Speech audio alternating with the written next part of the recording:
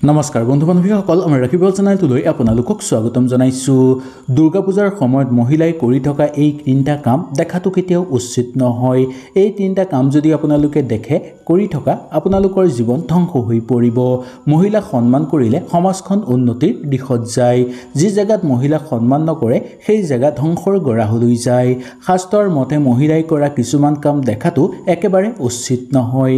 কেতিয়াবা কোনো মানুহ সফল হ'বৰ কাৰণে বহু ধৰণৰ কাম কৰি যায় বা কাম কৰি থাকে, কিন্তু বহু পৰিশ্ৰম কৰাৰ পিছতো তেওঁলোকে সফলতা অৰ্জন কৰিব নোৱাৰে।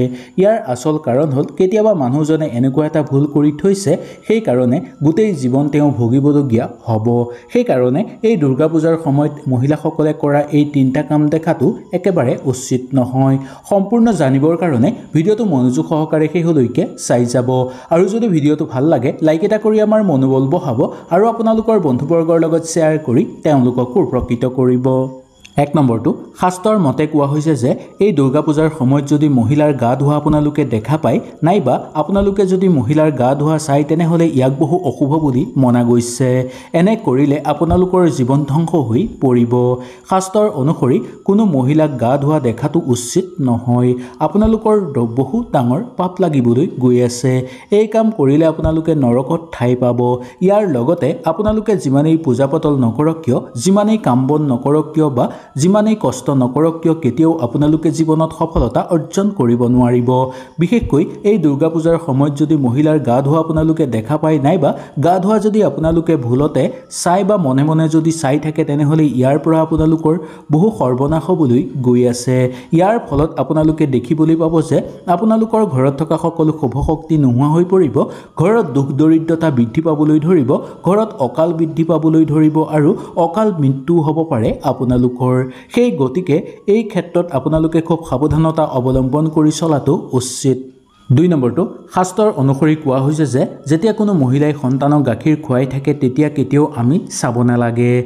ব্যক্তিগত জীৱনত ই এক ভুল ধাৰণা বুলি মনা গৈছে বা ভুল কাম বুলি মনা গৈছে।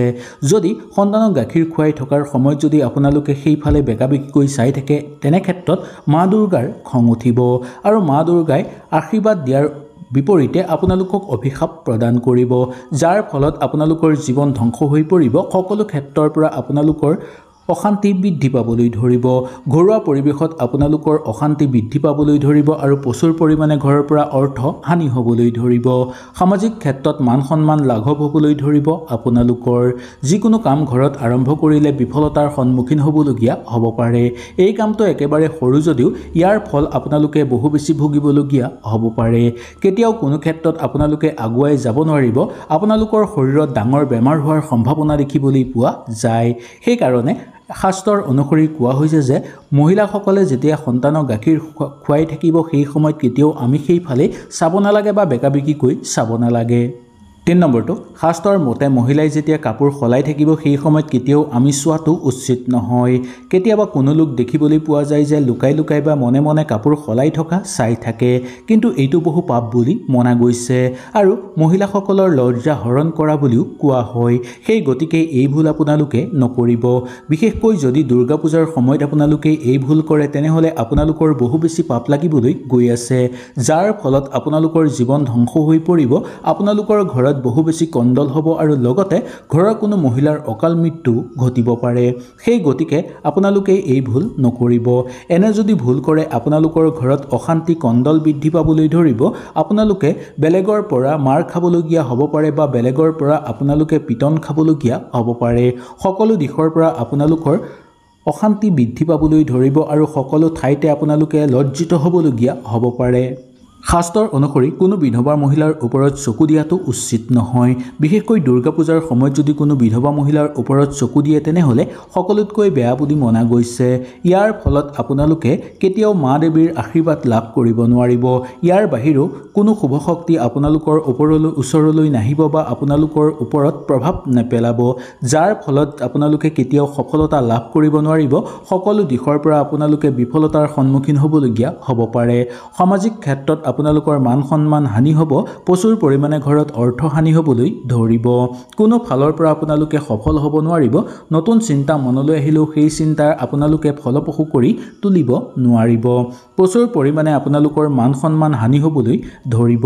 সেই গতিকে কোৱা হৈছে যে এই দুৰ্গা পূজাৰ সময়ত কোনো বিবাহিত মহিলাক বা কোনো বিধৱা মহিলাক বেয়াকৈ চকু দিয়াটো উচিত নহয়। ইয়াৰ ফলত আপোনালোকৰ বহু পাপ লাগিব। যেনেকৈ মহিলাসকলৰ ওপৰত বেয়া চকু দিব নালাগে, তেনেকৈ বেলেগ মহিলাৰ ওপৰতো আমি বেয়া চকু কেতিয়াও দিব নালাগে। শাস্ত্ৰৰ মতে যোনসকল লোকে বেলেগ মহিলাৰ ওপৰত বেয়া চকু দিয়ে তেওঁলোকে জীৱনত কেতিয়াও সফলতা অৰ্জন কৰিব নোৱাৰে। তেওঁলোকে কেতিয়াও সুখত থাকিব নোৱাৰে আৰু তেওঁলোকৰ ওপৰত কেতিয়াও শুভ শক্তিৰ প্ৰভাৱ নপৰে। বৰঞ্চ তেওঁলোকৰ ওপৰত বেয়া শক্তিৰ প্ৰভাৱ পৰে আৰু অতি সোনকালে তেওঁলোকৰ জীৱন ধ্বংস হৈ পৰে। কিবা কৰিম বুলি ইচ্ছা কৰিলেও তেওঁলোকৰ মনে নেমানে। মনৰ অস্থিৰতা বৃদ্ধি পাবলৈ ধৰে আৰু একাগ্ৰতা এওঁলোকৰ কমি অহা দেখিবলৈ পোৱা যায়। মানসিক চাপ বাৰে বাৰে বৃদ্ধি পাবলৈ ধৰে। শত্ৰুৰ পৰাক্ৰম বৃদ্ধি পাবলৈ ধৰে। কৰ্মক্ষেত্ৰত মন নবহে আৰু কৰ্মক্ষেত্ৰত আগুৱাই যাব নোৱাৰে বা সফলতা অৰ্জন কৰিব নোৱাৰে। এই দুৰ্গা পূজাৰ সময়ত যদি মহিলাসকলক আপোনালোকে বেয়া চকু দিয়ে তেনেহ'লে দেখিবলৈ পাব যে মা দুৰ্গাৰ বহু বেছি খং উঠিব আৰু মা দুৰ্গাৰ আপোনালোক ঘৰ এৰি গুচি যাব, যাৰ ফলত আপোনালোকৰ ঘৰত দুখ দৰিদ্ৰতা বৃদ্ধি পাবলৈ ধৰিব। সকলো ফালৰ পৰা আপোনালোকৰ ঘৰত অকাল আহিবলৈ ধৰিব আৰু আপোনালোকৰ ঘৰৰ পৰা প্ৰচুৰ পৰিমাণে অৰ্থহানি হ'বলৈ ধৰিব। কোনো ক্ষেত্ৰত আপোনালোকে আগুৱাই যাব নোৱাৰিব আৰু কোনো কৰ্মতে আপোনালোকে সফলতা লাভ কৰিব নোৱাৰিব। শাস্ত্ৰৰ অনুসৰি কোৱা হৈছে যে মহিলাসকলে এই দুৰ্গা পূজাৰ সময়ত একেবাৰে নিবস্ত হৈ গা ধুব নালাগে, কাৰণ এনে কৰিলে আপোনালোকৰ ওপৰৰ পৰা সকলো দেৱ দেৱীৰ আশীৰ্বাদ নোহোৱা হৈ পৰিব আৰু দেৱ দেৱীসকল সকলো অসন্তুষ্ট হৈ পৰিব। চাৰি বেৰৰ মাজত আপোনালোকে গা ধুলেও কেতিয়াও নিবস্ত হৈ গা ধুব নালাগে। ইয়াৰ ফলত বেয়া শক্তি আকৰ্ষিত হৈ পৰিব আৰু আপোনাৰ ওপৰত সেই বেয়া শক্তিয়ে প্ৰভাৱ পেলাবলৈ ধৰিব। ইয়াৰ উপৰিও আপোনালোকৰ ঘৰৰ মানুহৰ ওপৰতো ইয়াৰ প্ৰভাৱ দেখিবলৈ পাব, যাৰ ফলত ঘৰত কণ্ডল বৃদ্ধি পাবলৈ ধৰিব। মানসিক শক্তি আপোনালোকৰ কমি আহিবলৈ ধৰিব। চিন্তা শক্তি কমিবলৈ ধৰিব আৰু ঘৰত থকা সকলো শুভ শক্তি ঘৰৰ পৰা নোহোৱা হৈ পৰিব, যাৰ ফলত ঘৰত দুখ দৰিদ্ৰতা বৃদ্ধি পাবলৈ ধৰিব। প্ৰচুৰ পৰিমাণে অৰ্থ হানি হ'বলৈ ধৰিব আৰু কোনো ফালৰ পৰা আপোনালোকৰ ঘৰত শুভ সুযোগ নাহিব। সেই গতিকে মহিলাসকলে কেতিয়াও নিবস্ত হৈ গা ধুব নালাগে। বাথৰুমৰ ভিতৰত বা কিবা চাৰিবেৰৰ মাজত আপোনালোকে গা ধুলেও, দুৱাৰ মাৰি গা ধুলেও কেতিয়াও নিবস্ত হৈ গা নুধুব। গাত এখন হ'লেও আপোনালোকে কাপোৰ লগাই তাৰপিছতহে গা ধুব। সেই গতিকে এই কথাটোৰ প্ৰতি মহিলাসকলে বিশেষকৈ লক্ষ্য ৰখাটো দৰকাৰ। দুৰ্গা পূজাৰ সময়ত কেতিয়াও কাকো কঠোৰ বাক্য ব্যৱহাৰ কৰিব নালাগে। বিশেষকৈ মহিলাসকলক কেতিয়াও কঠোৰ বাক্য ব্যৱহাৰ নকৰিব বা টানকৈ নক'ব।